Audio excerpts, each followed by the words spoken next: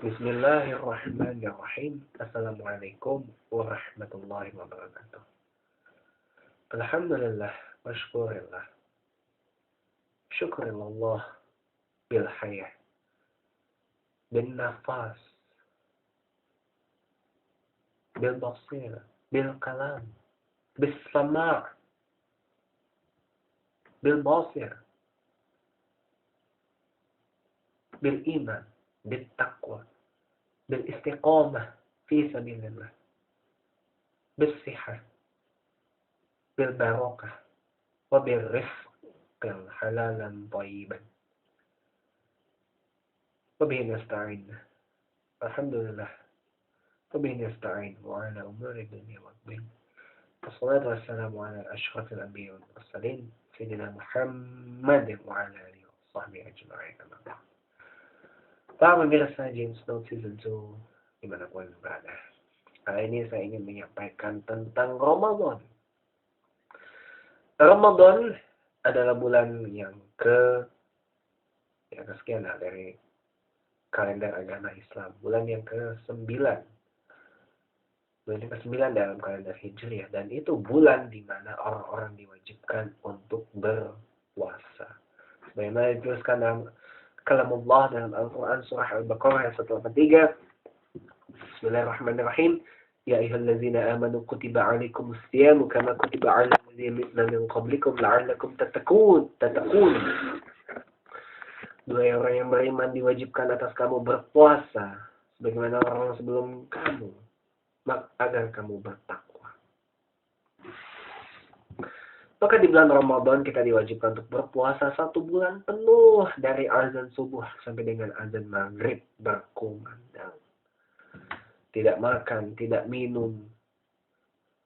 Tapi saya ingin menyampaikan kepada para pemirsa Enlighten Your Faith dimanapun berada, bahwa sebenarnya esensi daripada puasa Ramadan itu adalah menahan diri. As-siyam itu artinya menahan. Dalam konteks ini adalah menahan diri, mengendalikan diri kita dari hawa nafsu. Selain tidak makan dan tidak minum dari kumandang azan subuh sampai dengan kumandang azan maghrib, puasa Ramadan itu juga mengajarkan kita untuk menahan diri kita dari hawa nafsu yang lain. Hawa nafsu seksual ditahan, nafsu ingin marah ditahan, nafsu pengen ngomongin orang dari belakang, ngegosipin orang ditahan, nafsu pengen menghujat ditahan, nafsu pengen ngomel-ngomel ditahan, nafsu pengen suudzon ditahan, dikendalikan, nafsu pengen punya ini, punya itu, ditahan. Nafsu pengen hidup mewah, ditahan. Nafsu pengen punya uang banyak dengan cara yang tidak baik, ditahan. Dan nafsu-nafsu lain ditahan. Maka di bulan Ramadan, kita diajarkan tidak hanya menahan makan dan minum saja, tapi menahan diri kita dari marah, dari benci, dari bergosip, berbohong, bergunjing, emosi yang berlebihan, kepengen ini, kepengen itu.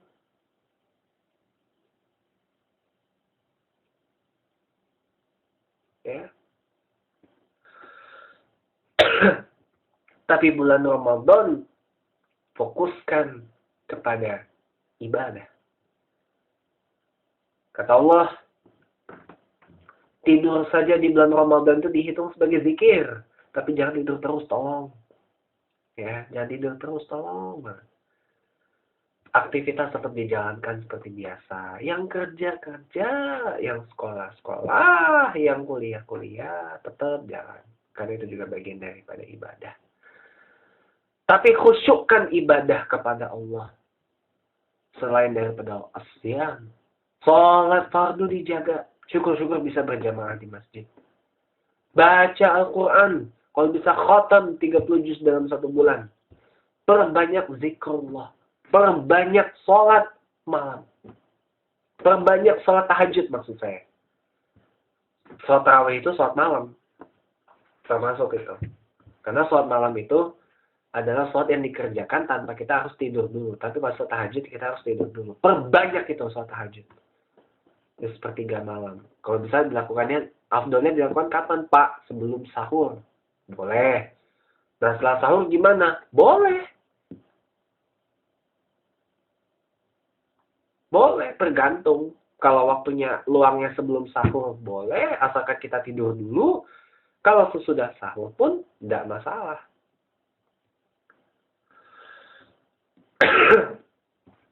Sholat tarawih dijaga. Kalau bisa sholat tarawih itu berjamaah di masjid.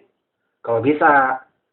Kalau nggak bisa, ada halangan. Misalkan lagi dalam perjalanan. Atau mungkin kondisi kesehatan terganggu. Atau ada urusan dengan, ada kumpul keluarga di rumah. Boleh itu sholat di rumah.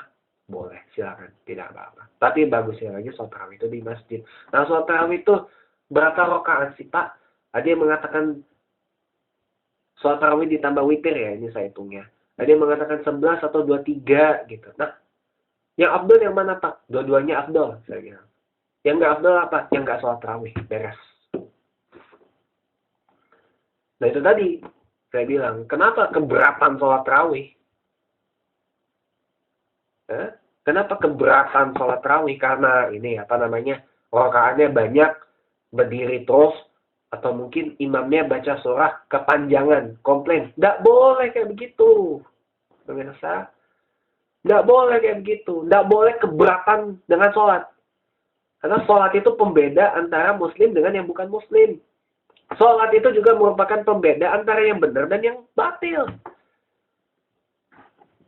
Nggak boleh keberatan dengan sholat itu, nggak boleh. Nggak boleh sama sekali.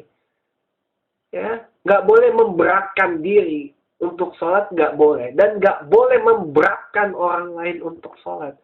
Dan tidak boleh ada kata keberatan dalam sholat. Bahwa itu sholat fardu ataupun sholat sunnah. Karena sholat itu yang agama bagi umat Islam. Jadi nggak ada keberatan sholat tarawih gara-gara rakaatnya banyak. Pagi 23 rakaat tekor. Imam sholatnya baca surah kok panjang-panjang banget, 1 juz kayak di Masjidil Haram. Nggak tumak ninah katanya. Nggak boleh kayak begitu. Ya, nggak boleh. Itu kalau orang keberatan sholat, imannya kacau. Imannya berantakan. Takwanya berantakan. Tolong saya bilang. Mulai hari ini perbaikilah takwa dan iman kita pada Allah Ta'ala. Banyak-banyak gaul dengan orang soleh dan solihah. Ya. Bukannya saya melarang jadi orang kaya, enggak. Bukannya saya melarang Anda gaul dengan siapa. Anda mau jadi miliarder, kayak mau punya uang banyak, mau punya mobil mewah, atau segala macam yang berglamor, bermewah-mewah. Boleh, saya nggak larang. Saya nggak mengatakan itu haram. Enggak. Saya nggak mengatakan itu haram. Tapi tolong jadi orang yang soleh dan solehah. Itu pesan saya. Tapi jadilah miliarder yang soleh dan solehah. Ya. Jadilah orang yang hidupnya serba mewah, punya mobil mewah, rumah mewah, uang banyak, pakai baju branded itu. Tapi pesan saya, jadilah seorang yang soleh dan solehah. Kalau Anda muslim dan muslimah, ya, jadilah muslim dan muslimah yang soleh. Yang menjaga sholat, yang menjaga zikrullah, yang menjaga syukrullah, yang menjaga istiqomah fisabilillah, yang menjaga imanullah, taqwa illallah, dan khauf illallah. Itu yang harus dijaga. Saya nggak melarang. Dan Islam pun nggak melarang orang itu jadi orang kaya, yang serba mewah. Nggak, Islam nggak larang. Tapi tolong, dari hasil yang halalan thayyiban. Dan itu tadi, jaga yang tadi. Jaga sholat, jaga zikrullah, jaga taqwa illallah, jaga khauf illallah. Jaga Al-Quran. Dan jaga syukrullah.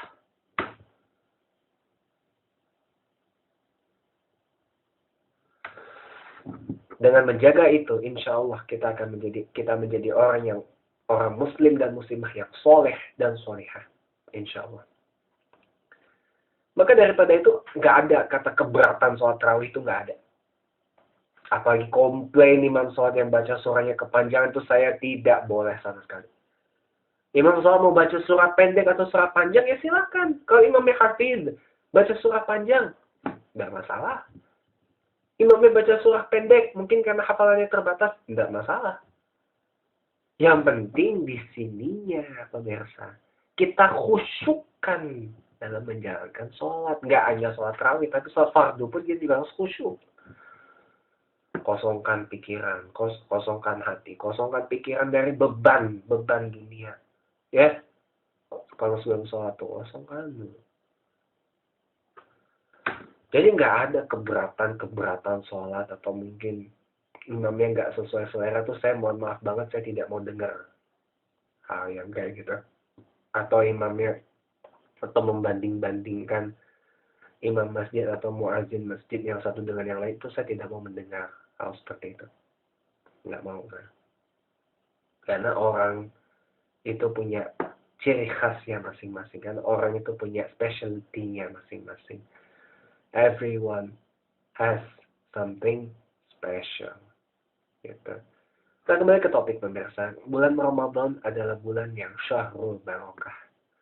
Bulan penuh dengan keberkahan, bulan yang penuh dengan ampunan, syahrul maghfirah, wasyahrul khairah, bulan yang penuh dengan kebaikan. Maka berbuat baiklah di bulan Ramadan ini. Jangan ibadah untuk diri sendiri, tapi ibadah sosial pun dijaga. Ajak orang buka puasa bareng, ajak orang sahur bareng, menyantuni mereka yang fakir miskin. Karena bulan Ramadan mengajarkan kita berempati kepada mereka yang mau makan aja susah. Tapi tolong saya pesankan di sini, begitu beduk maghrib, berbuka puasa, itu jangan berlebihan. Kadang-kadang nih kebanyakan di Indonesia ini kejadiannya gini pemirsa. Nah, begitu azan maghrib berkumandang langsung Allahumma laka sumtu wa bika amantu wa ala rizkika asfaqtu bi rahmatika ya arhamar rahimin. Langsung jangan begitu. Jangan begitu. Ini saya sekalian bagi tips ya. Buka puasa itu dengan yang manis-manis dulu. Teh manis, air putih, atau mungkin makanan-makanan ringan seperti kurma, atau mungkin buah-buahan, itu cukup. Cukup dulu. Cukup dengan segitu dulu. Ya. Cukup dengan segitu dulu. Kurma secukupnya. Teh manis secukupnya. Air putih secukupnya. Ya. Tapi ada tapinya nih. Sesuaikan dengan kebutuhan pemirsa yang ada di manapun berada ya. Yang ada di manapun berada. Sesuaikan dengan kebutuhan. Karena kan kita berpuasa, kalau di Indonesia ini kan 13,5 jam ya. Kalau di tempat lain mungkin di Mekah bisa 15 jam puasanya. Nah, sesuaikan dengan kebutuhan. Karena kan gizi, karena kan cairan air yang ada di dalam tubuh selama berpuasa kan berkurang ya, dan membuat kita jadi lemas gitu. Ya sesuaikan dengan kebutuhan, tapi jangan berlebihan. Kurma secukupnya, buah-buahan secukupnya, air putih secukupnya, teh manis secukupnya, atau kopi secukupnya. Boleh. Gitu. Boleh secukupnya. Boleh tapi secukupnya. Supaya apa pemirsa? Supaya tidak mengganggu kekhusyukan kita pada saat sholat maghrib. Begitu. Lalu setelah sholat maghrib, kita makan makanan berat kan? Nah, usahakan secukupnya. Usahakan secukupnya, nasi secukupnya, lauk pauk secukupnya, air putih juga secukupnya. Supaya apa? Supaya tidak mengganggu kekhusyukan kita dalam sholat isya dan juga sholat tarawih. Ya. Karena orang sholat tarawih itu ngantuk, ya jangan sampai ngantuk kalau sholat tarawih. Apalagi ada ceramahnya, jangan sampai ngantuk. Karena itu ilmu buat kita. Jangan sampai ngantuk. Makanya. Nah, supaya sholat tarawih itu nggak ngantuk, makan, minum secukupnya. Sesuaikan dengan kebutuhan pemirsa dimanapun berada. Tapi jangan berlebihan. Sekali lagi, jangan berlebihan. Nasi secukupnya, lotok secukupnya, air putih secukupnya. Supaya tidak mengganggu kekhusyuan kita melaksanakan sholat isya dan sholat tarawih. Dan syukur-syukur kalau sholat bisa berjamaah di masjid, ada ceramahnya, jangan sampai ngantuk. Kemudian, itu tips ya. Kemudian setelah sholat tarawih, kita mau embak makanan, boleh. Mau embak makanan Yang berat-berat boleh silahkan. Boleh, tapi saya pesankan di sini jangan berlebihan. Oke? Kemudian sahur. Ya, sahur ini saya kasih tips ya. Sahur itu paling ideal itu memang dilambatin, tapi definisi dilambatkan di sini adalah mendekati imsak. Ya taruhlah misal 1 jam sebelum imsak. Ya jangan mepet banget gitu, karena saya punya pengalaman ketiduran kan di rumah sendiri, gak ada siapa-siapa. Saya sahur tuh cuma minum air putih doang, tapi alhamdulillah saya kuat puasa. Itu kejadiannya 2 tahun lalu ya, 2 tahun lalu mama ayah angkat adik ke Cirebon kan, saya di Jakarta sendiri, ada mantu infal. Saya sahur cuma minum air putih aja pernah. Tapi alhamdulillah kuat. Itu dia dilambatkan sebelum imsak. Ya paling enggak 1 jam lah, 1 jam sebelum imsak. Palingan. Atau kan mau sahur jam 2 pagi, jam 3 pagi, boleh silahkan. Yang penting sahurnya itu cukup untuk kebutuhan kita berpuasa selama 13,5 jam kalau di Indonesia ya. Cukup untuk kita berpuasa dari subuh sampai maghrib gitu. Nah lalu gimana dengan orang-orang yang nggak berpuasa? Orang yang boleh nggak berpuasa tuh yang kayak gimana Pak? Dalam surah Al-Baqarah ayat 184 dibacakan di sini. Dikatakan di sini, A'udzubillahi minasyaitonir rajim, bismillahirrahmanirrahim. Ayyaman ma'dudah. Ayyaman ma'dudat. Beberapa hari tertentu. Faman kana minkum marida aw ala safari fa'idah. Maka barang siapa di antara kamu sakit atau dalam perjalanan lalu tidak berpuasa, min ayyamin ukhor, berpuasa itu anjuran tadi. Wa'alal ladzina yutiqunahu fidyah, maka wajib mengganti sebanyak hari yang dia tidak berpuasa itu pada hari-hari yang lain. Dan bagi orang yang berat menjalankannya, dalam hal di sini orang sakit berat, orang yang sangat tua, orang yang hamil atau menyusui. Orang yang sakit berat itu misalkan orang yang terkena penyakit yang udah kronis lah, misal kanker stadium lanjut, kemudian jantung yang sakit jantung udah parah, pokoknya penyakit-penyakit yang berat ya, atau demam tinggi gitu. Wajib membayar fidyah.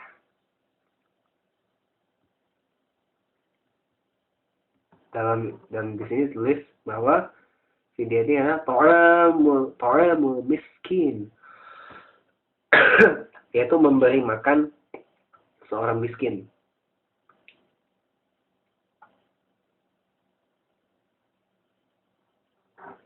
Faman tatawwa'a khairan fahuwa khairun lah. Tetapi barang siapa dengan kerelaan hati mengerjakan kebajikan, maksudnya di sini memberi makan pada lebih dari seorang miskin untuk 1 hari sebanyak 1 mud. Penjelasannya mungkin orang ahli tafsir lebih tahu ya masalah mud itu apa. Wa an tasumu khairul lakum in kuntum ta'lamun. Maka itu lebih baik bagian dan puasamu itu lebih baik bagimu jika kamu mengetahui. Jadi jelas ya, orang-orang yang boleh tidak berpuasa itu ada orang yang sakit dalam perjalanan, atau mungkin orang yang sakit itu termasuk hilang akal tuh orang sakit, nah itu tidak boleh berpuasa. Tapi kalau orang yang sakit berat itu sama sekali boleh tidak. Orang yang masuk dalam kategori berat ya, dalam orang-orang yang berat menjalankan puasa, misalkan orang hamil, menyusui, atau lagi sakit berat, itu orang yang sangat tua banget jadi yang nggak bisa berpuasa, ya itu boleh untuk tidak berpuasa, boleh. Tapi mereka wajib membayar fidyah atau denda berupa memberi makan seorang miskin atau menggantinya di waktu kosong di mana dia dapat melaksanakan ibadah puasa itu. Jadi Ramadan sudah ada di depan mata. Ya, kalau pesan sih tayangan televisi di bulan Ramadan itu banyak berubahnya. Makin religius, makin ada nuansa-nuansa religinya gitu. Tapi saya tidak tahu apakah itu hanya mengejar rating atau apa, saya tidak tahu ya. Yang jelas kita berpuasa Ramadan, niatkan karena subhanahu wa ta'ala Allah Ta'ala, niatkan untuk mencari berkah dari Allah Ta'ala dan niatkan untuk semata-mata menunjukkan agar kita bertakwa pada Allah Ta'ala. Wabillahi taufiq wal hidayah walhamdulillahi rabbil alamin. Assalamualaikum warahmatullahi wabarakatuh.